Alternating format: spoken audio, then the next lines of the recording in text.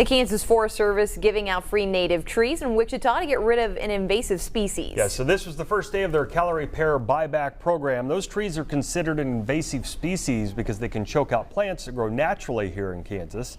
Anyone who got rid of their pear tree and provided proof they were able to receive a free native tree from the Forest Service as a replacement. This is not only about just offering a small incentive, but it's also about helping promote awareness about an invasive species and providing some education to Kansans about the problems associated with these tree species. All right. This was the first of 3 buyback events. The Forest Service will be in Ellsworth tomorrow and Manhattan on Friday. In all, expecting to give out about 225 native trees.